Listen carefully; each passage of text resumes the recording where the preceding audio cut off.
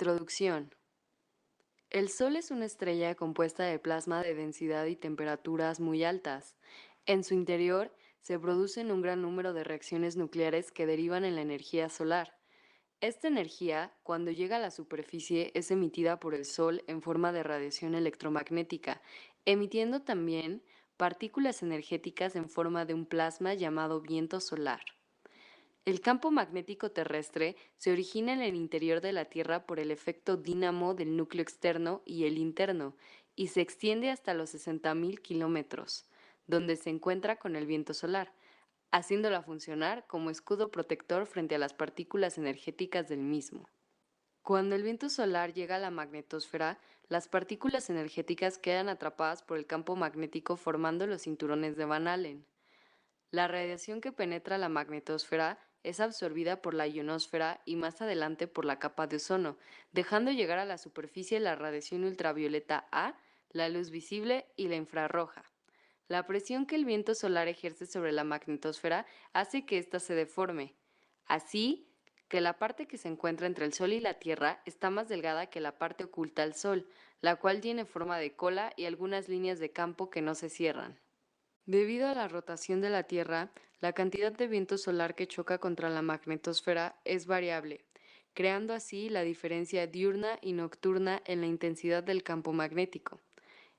A su vez, al variar la distancia del Sol con respecto a la Tierra, a lo largo del año se obtendrá otra variación llamada variación estacional. Por otra parte, podemos pensar cómo el cambio en el campo magnético genera variaciones locales en la temperatura. Esto pues las partículas atrapadas en los cinturones de radiación de la Tierra están sujetas al efecto de atravesar una lente en las partes de su trayectoria más cercanas a la superficie, lissing en inglés. La ionización distribuida irregularmente provoca reacciones ion-moleculares que afectan la composición atmosférica localmente. De esta forma, los cambios en el ozono y el vapor de agua se reflejan en la temperatura de la superficie. Objetivos. Objetivo principal. Observar la variación del campo magnético desde un punto fijo de la Ciudad de México. Objetivos específicos. Observar la correlación entre la variación del campo magnético de forma local y la temperatura. Acotar las variaciones de temperatura y campo magnético. Hipótesis. El campo magnético terrestre tiene una menor intensidad cuando la temperatura es alta y una mayor intensidad cuando la temperatura es baja. Metodología. Este fue un experimento a largo plazo, donde se hicieron mediciones del 28 de diciembre de 2020 al 9 de febrero de 2021.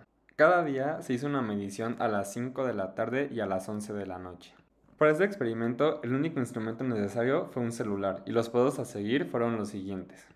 El primer paso fue descargar la aplicación Gauges.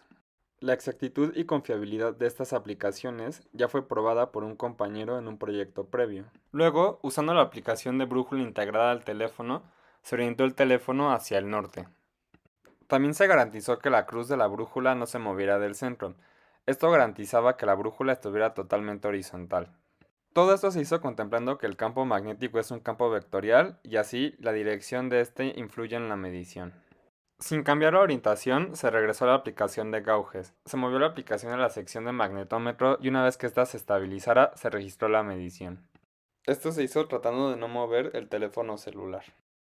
Finalmente, se registró la temperatura del lugar de medición mediante la aplicación de Google. Resultados. Debido a la enorme cantidad de datos obtenidos, estos no se muestran en el video. No obstante, en caso de buscar los datos, favor de contactar al correo de fridafernanda@ciencias.unam.mx o al de diego.bau@ciencias.unam.mx. Análisis. Se realizaron tres diferentes análisis para los datos obtenidos. Con el primer análisis se trató de comparar directamente el campo magnético contra la temperatura.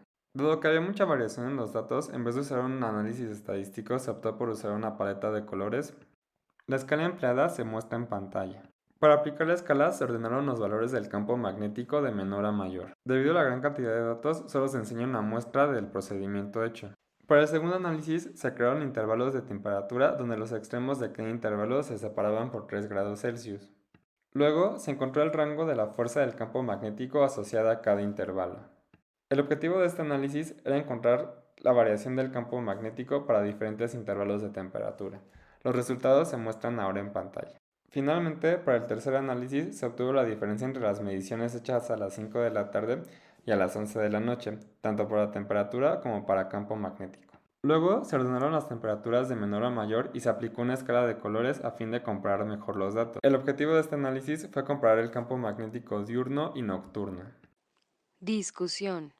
De las tablas anteriores se observa cómo para los valores extremos del campo, es decir, los rangos de 40.03 a 43.09 microteslas y 32.23 a 35.77 microteslas, tienen una disminución o aumento de la temperatura respectivamente.